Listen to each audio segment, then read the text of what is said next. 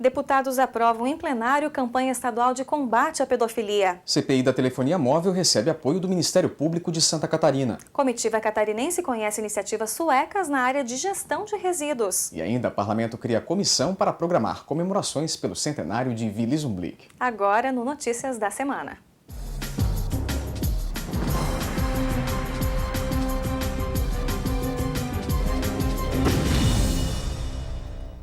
A Comissão de Educação realizou uma audiência pública esta semana em Joinville, no norte do estado.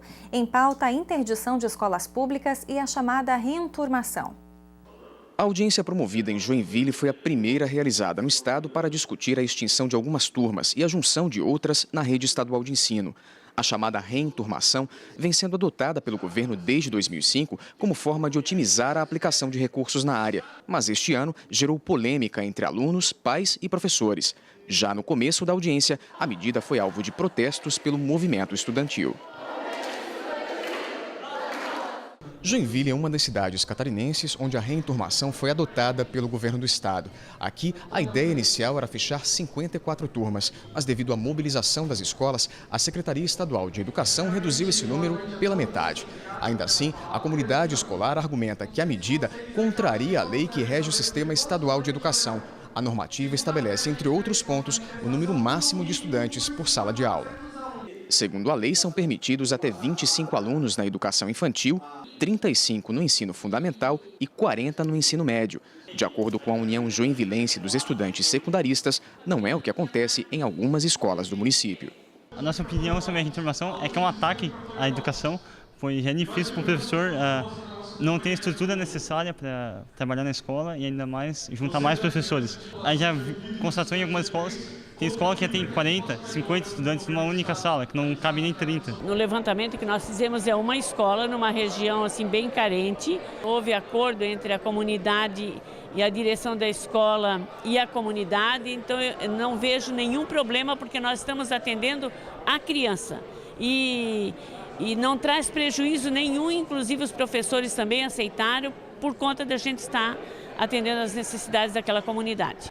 Para complicar a situação, 4 escolas estaduais do município seguem interditadas desde o início do ano letivo por problemas na estrutura. Em 2 delas, as obras sequer começaram. O atraso na reforma dessas unidades obrigou a Secretaria de Educação a realocar parte dos alunos para outras escolas, aumentando ainda mais o número de estudantes dentro das salas de aula. Segundo a Secretaria de Desenvolvimento Regional, a solução já foi encaminhada. Especificamente a Maria Mengani e a Plácido Olímpio, elas já estão com o processo licitatório bem adiantado, então na próxima semana aí nós já passamos para a próxima etapa, que é a abertura das propostas comerciais. A Oswaldo Aranha já está em obra, que é uma das escolas que também estava interditada, assim como a Francisco Ebert.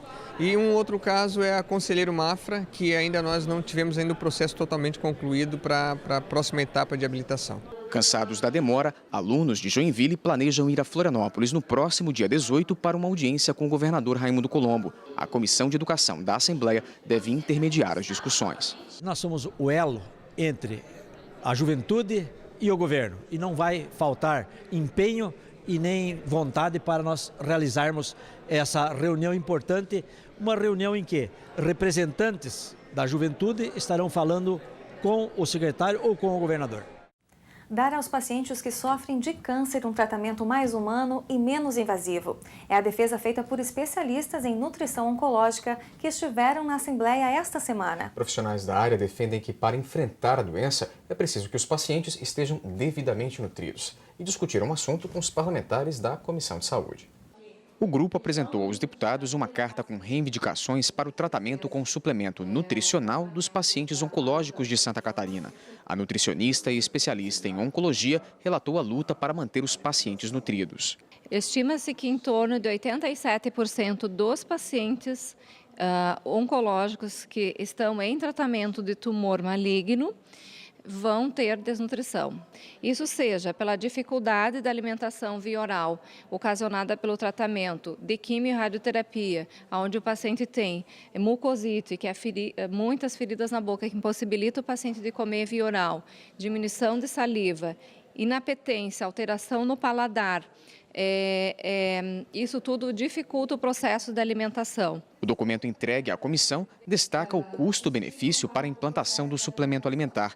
Os pacientes submetidos a rádio e quimioterapia ficam debilitados e necessitam do suplemento como parte do tratamento. A importância da medida é ressaltada pelos próprios pacientes. Eles ficam muito debilitados durante o tratamento e isso já começa antes, muitas vezes. Nos primeiros sintomas do câncer, ele já está debilitado.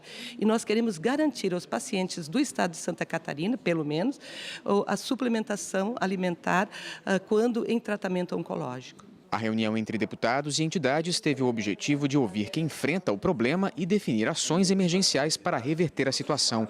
Um dos encaminhamentos foi a realização de uma audiência com o governador, secretário da Saúde e o Conselho Municipal de Secretarias de Saúde.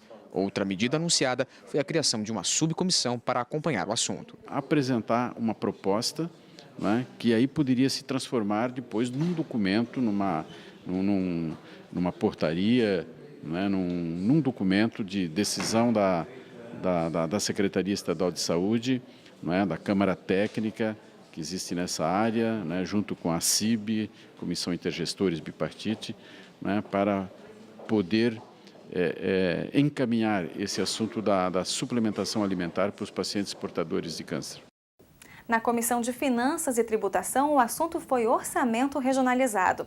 O presidente do colegiado, deputado Gilmar Knezel, do PSDB, apresentou um substitutivo global ao projeto do deputado Juarez Ponticelli, do PP, que obriga o governo do estado a incluir na peça orçamentária as reivindicações escolhidas pela população nas audiências regionalizadas. O deputado Gilmar Knezel fez um balanço das audiências públicas deste ano. Considerou positivo o aumento da participação das lideranças regionais comparadas às audiências do ano passado. Para ele, um dos fatores foi a uniformização das reuniões com base na divisão geopolítica feita pelo Estado. Logo depois, apresentou um substitutivo global à PEC de 2007, já em tramitação na Assembleia, que torna impositiva a execução das reivindicações regionais definidas nas audiências públicas do orçamento. Pelo substitutivo, a proposta de definir o valor do orçamento regionalizado com base na receita corrente líquida obtida no ano anterior. Existe uma emenda já tramitando iniciativa do deputado Juarez Ponticelli, nosso presidente da Casa, há mais tempo.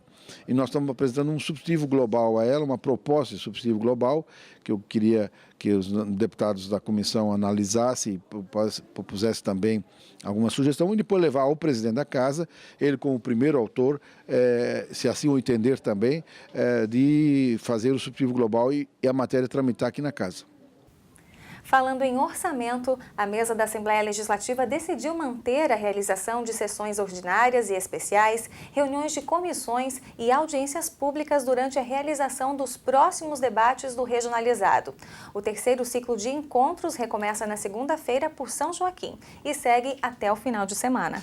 E veja, depois do intervalo, deputados aprovam em plenário campanha de combate à pedofilia em Santa Catarina. O Notícias volta em instantes.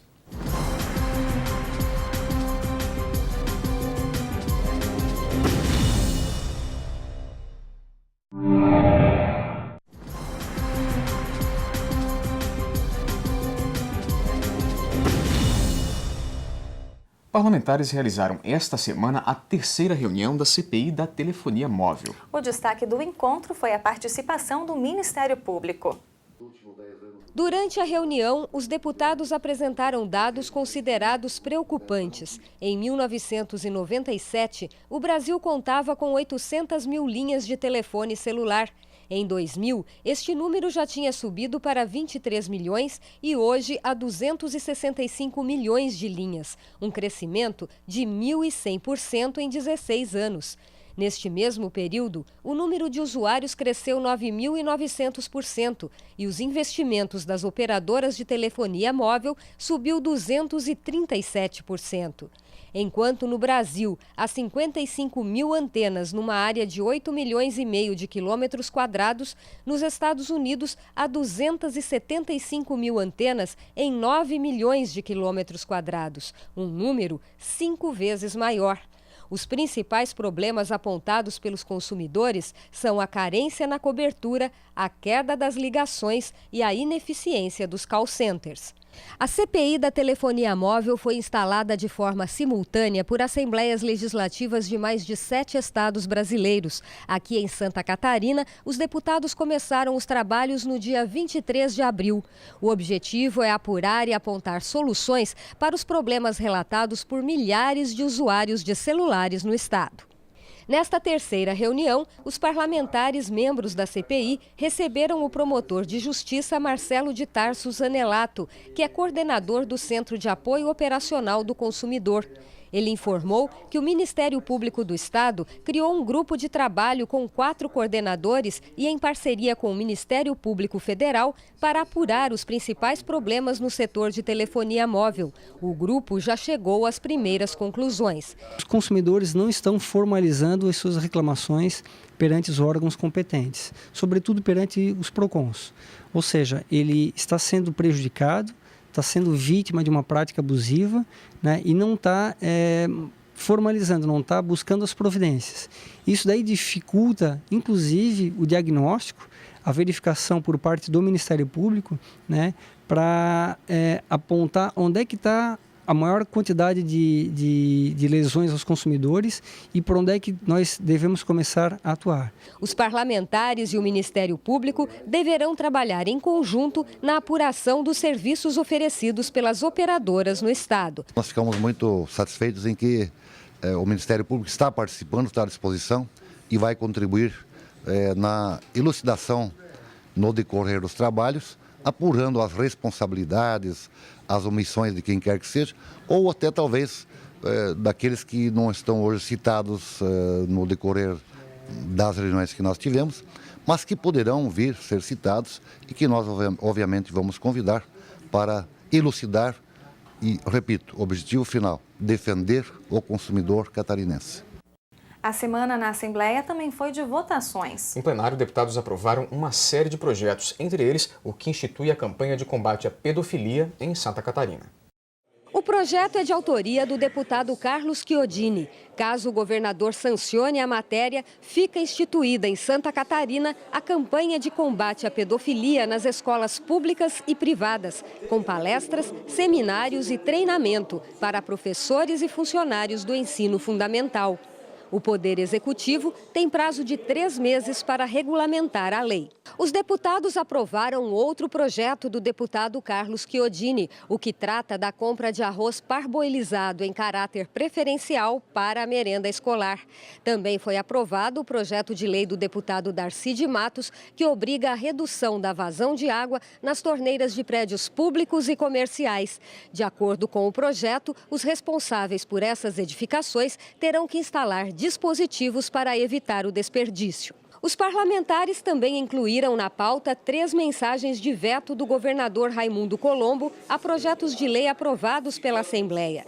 Os 3 vetos foram mantidos. Um deles é para o projeto de lei do deputado Darcy de Matos, que propunha a isenção de pagamento de taxas na inscrição de concursos públicos e processos seletivos das instituições estaduais de ensino superior. Os parlamentares também mantiveram o veto ao projeto de lei de autoria da Comissão de Finanças e Tributação, que fixava os subsídios do governador, do vice-governador e secretários de Estado para este ano. O outro veto mantido pelos parlamentares é parcial. O projeto do deputado Gelson Merizio disciplina a cobrança de taxa de conveniência e taxa de entrega pelas empresas prestadoras de serviço de venda e entrega de ingressos pela internet, telefone ou outros meios similares. O governo vetou os critérios para a aplicação de multa.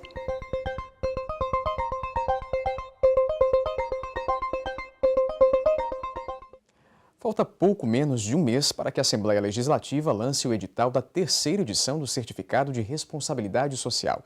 A comissão mista que organiza o prêmio se reuniu esta semana para a aprovação final do documento.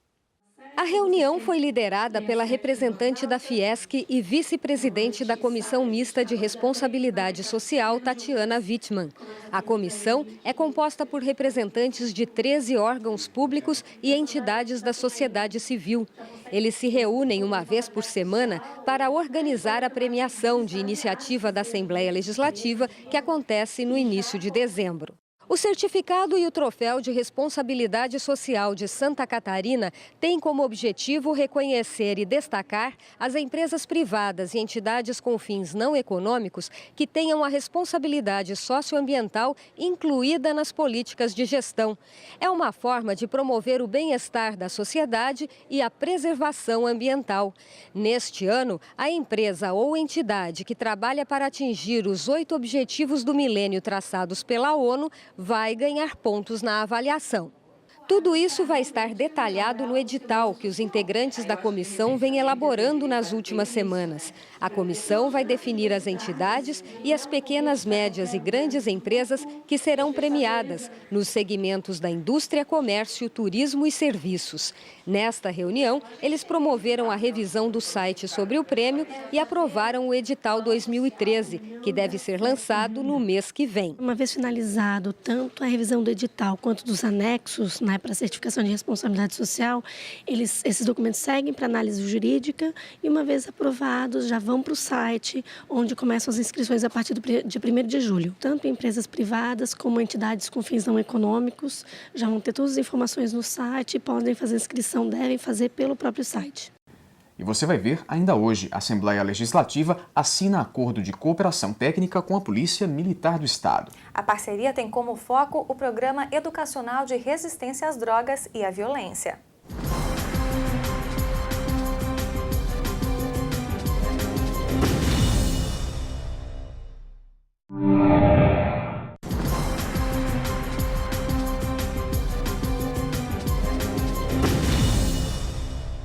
A comitiva catarinense que visita a Escandinávia conheceu esta semana uma série de iniciativas na área de gestão de resíduos. A agenda começou pela cidade de Borås, na Suécia, que recicla 99% de todo o lixo que produz. Quem conta são os enviados especiais de Luana Bus e Lucas Diniz.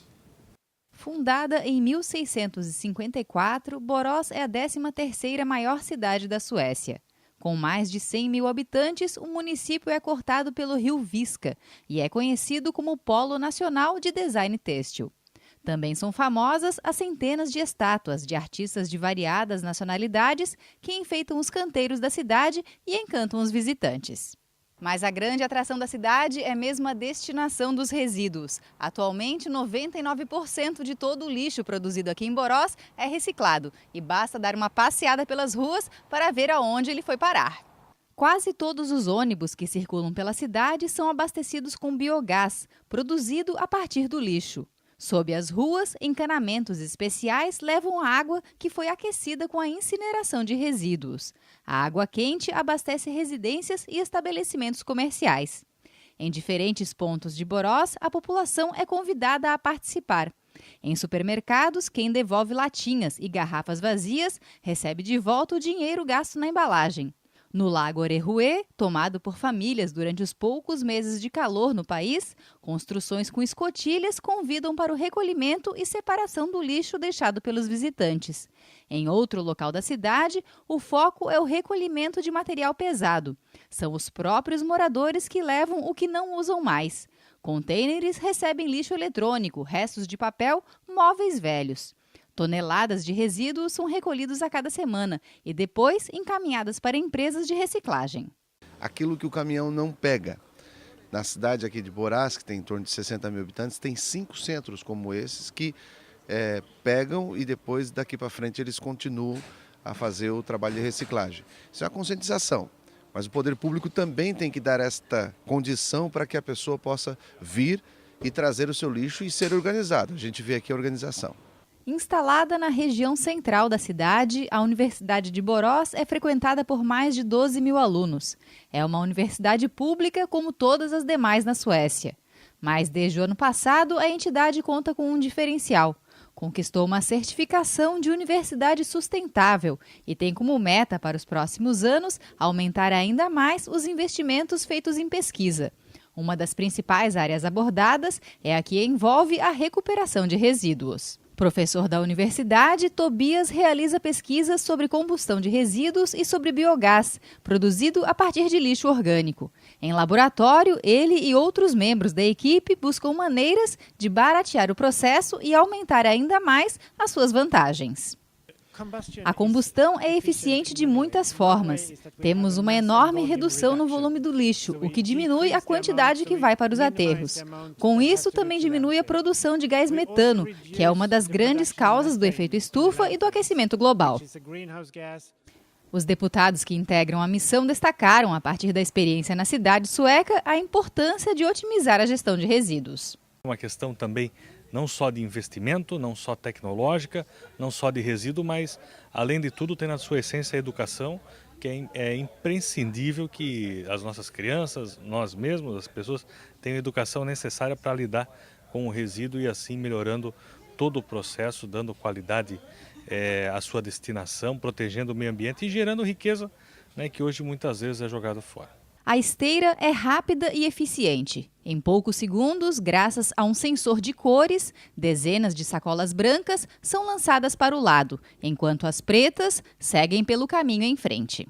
Elas estão cheias de lixo, produto que vale muito em Borås. Responsável pelo setor de gerenciamento de resíduos da empresa de energia e meio ambiente da cidade, Linda Eliasson explica a diferença entre as sacolas. Nas sacolas pretas, as pessoas colocam restos de comida, material orgânico. E nas sacolas brancas, colocam material que deve ser incinerado, lixo que não pode ser reciclado. O que é orgânico pode ser transformado em biogás e virar combustível para caminhões, ônibus e carros. E o que está nas sacolas brancas pode ser transformado em energia e usado para gerar aquecimento para as casas, refrigeração ou eletricidade. Além de fazer com que o lixo desapareça, o processo de combustão gera energia e calor, que é levado para os habitantes da cidade. Na sala de controle, um mapa mostra os mais de 300 quilômetros de encanamentos de água quente que chegam aos habitantes da cidade, que costumam sofrer bastante com o frio do inverno. Segundo os membros da missão catarinense, são iniciativas que podem ser adaptadas para o estado. É necessário que se tenha criatividade, que se junte grupo de municípios para oportunizar, então, o destino correto ecologicamente para o lixo, sem causar nenhuma poluição, e que isso venha a trazer um retorno também, em termos de remuneração, de retorno para o próprio município, para os próprios empresários que desejam investir nessa área. Estocolmo, capital da Suécia, é uma cidade formada por ilhas e banhada pelo Mar Báltico. Dezenas de barcos usam as águas como opção de locomoção. Nas ruas, pedestres, ciclistas, carros e trens convivem harmoniosamente. Durante os meses de calor, a população corre para aproveitar o sol. Atualmente, são 850 mil habitantes, mas a previsão é que dentro de 15 anos, esse número chegue a 1 milhão. Cidades que estão crescendo, como Estocolmo, entre 10 e 14 mil pessoas a cada ano, devem ser sustentáveis. Isso é muito importante. Os pontos cruciais são água, energia, lixo e transporte. Um bom sistema de transporte público pode minimizar o número de carros particulares circulando dentro da cidade. Essa área começou a ser planejada no final dos anos 90, quando surgiu a possibilidade da cidade sediar uma Olimpíada. No final, as Olimpíadas de 2004 foram realizadas na Grécia, mas essa região continuou a receber investimentos. Os prédios instalados na região consomem energia feita a partir do lixo ou do sol. O sistema de aquecimento das casas também usa a combustão de resíduos como base. Sacolas de lixo orgânico ou não reciclável são depositadas em coletores, que usam sistema de vácuo para levar o material até contêineres e depois para ser transformado em biogás ou energia. O que ficou mais claro é de que se o governo tem regras claras, os empreendedores virão.